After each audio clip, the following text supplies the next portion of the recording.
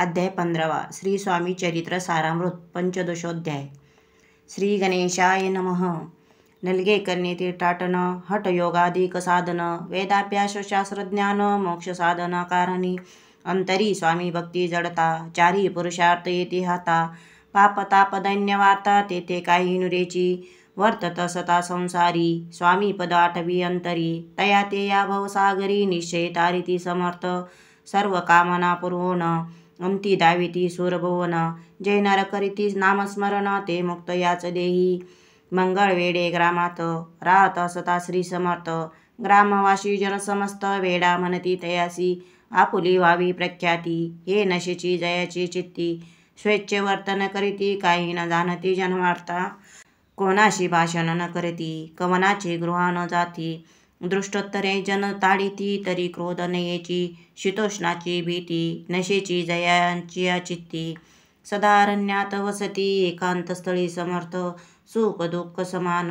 सदा तृप्त असे मन लोकवस्ती आणि वन दोन्ही जया सारखी परमेश्वर स्वरूप यती ऐसे ज्यांच्या वाटे चित्ती ते करिता स्वामी भक्ती जन हासती तया ते यावेळी मंगळ वेड्यात बसप्पा तेली राहत दारिद्र्ये पिढीला बहुत दीनस्थिती तयाची बसप्पा व्यवसाय करी पुरे न पडे त्या माजारी 18 विश्वे दारिद्र्य घरी पोटा भाकरी मिळेना तो एके दिनी फिरत फिरत सहजवना माझी जात तो देखील श्री समर्थ दिगंबर यतिराज कंटकशय्या करून तिहेवरी केले शयन ऐशे नवल देखून लोटांगण घाली तसे अंतरी पटली खून यती ईश्वरांश पूर्ण म्हणून सुकेशेन कंटकशय्यवरी केले अष्टभावे दाटोनी माता ठेवी श्रीचरणी म्हणे कृपा कटाक्ष करोनी दासाकडे पाहावे स्वामी चरणांचा स्पर्श होता ज्ञानी झाला तो तत्वता कर जोडोनी अस्तविता झाला बहुत प्रकारे सकल ब्रह्मांड नायका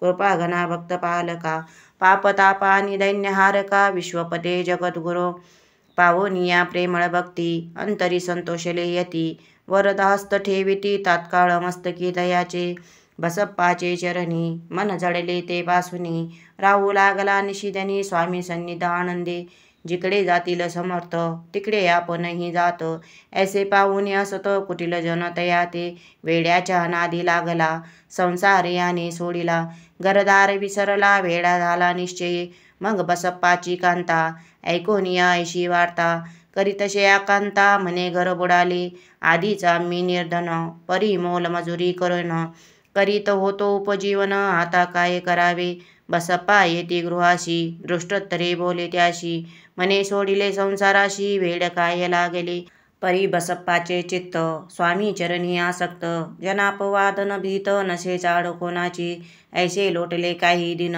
काय झाले वर्तमान ते होनी सावधान चित्त देवनी ऐकावे एके दिवशी अरण्यात बसप्पा स्वामी सेवा करीत तव झाले असे रात घोर तम दाटले चित्त जडले श्रीचरणी भीती नसे काही मनी 2 प्रहर होता रजनी समर्थ उठोनी चालिले पुढे जाता समर्थ बसप्पा मागे चालत प्रवेशले घोर अरण्यात क्रूर श्वापदे ओरडती आधीच रात्र अंधारी वृक्ष दाटले नाना परी मार्ग न दिशे त्या माजारी चरणी रुतती कंटक परी बसप्पाचे चित्ती न वाटे काही भीती स्वामी चरणी जडली वृत्ती देहभान नशेची तो समर्थे केले नवल प्रकट झाले असंख्य व्याल भूभाग व्यापिला सकळ तेजे अग्नी समान पादस्पर्श सर्पा झाला बसप्पा बाणावरी आला अपरिमित देखिला सर्पसमूह चोहीकडे वृक्ष शाखा अवलोकित तो सर्पमय दिसत मागे पुढे पाहत तो दिसत सर्पमय पाहोनी ऐशी परी भयभीत झाला अंतरी तो तयासी मधुरोत्तरी समर्थ काय बोलले भिऊ नको या समयी जितके पाहिजे तितके घेई न करी अनुमान काही दैव तुझे उदेले ऐसे बोलता समर्थ बसप्पा भय सोडून त्वरित करी घेऊन अंगवस्त्र टाकीत एक सर्पावरी गोंडोळोनी सर्पा त्वरित सत्वर उचलोनी घेत तव सर्प झाले गुप्त तेजेही नष्ट झाले तेथोनिया निघाले सत्वर ग्रामा माझी आले बसप्पा सहित वैसले समर्थ एका देवळी तेथे आपुले अंगवस्त्र बसप्पा सोडणी पाहत तो त्यात सुवर्ण दिसत सर्प गुप्त झाला ऐसे नवल देखोनी चकित झाला अंतःकरणी माता ठेवी स्वामी चरणी प्रेमाश्रू नयन वाहती त्यासी बोलत येतीश्वर. घरी जाव त्या सत्वर, सुखे करावा संसार. दारा पुत्रा पोशिजे, आनंदोनी मानसी. बसप्पा गेला गृहाशी, वर्तमान सांगता कांतेशी. तेही अंतरी सुखावे, कृपा होता समर्थाची. वार्ता अनुरेची दैन्याची, याविषयी बसप्पाची गोष्ट साक्षी देत असे. असा तो बसप्पा भक्त, संसार सुख उपभोगित. रात्रंदिन श्री स्वामी समर्थ, मंत्र जपे अत्यादरे. पाप ताप आणि दैन्य, त्यांचे दर्शने निर्सोन. जाये ते पद रात्रंदिन, प्रेमे विष्णू शंकर ध्याती. पुढे कथा सुंदर, स्वामी सुताचे चरित्र. मन करून या स्थिर, सादर होनी ऐकावे. इति श्री स्वामी चरित्रामृत. नाना प्राकृत कथा संमत, सदा भाविक परिसोत. 15 अध्याय गोडहा. श्री स्वामी चरणार्पणमस्तु. श्रीमस्तु शुभं भवतु. श्री स्वामी समर्थ. श्री स्वामी समर्थ.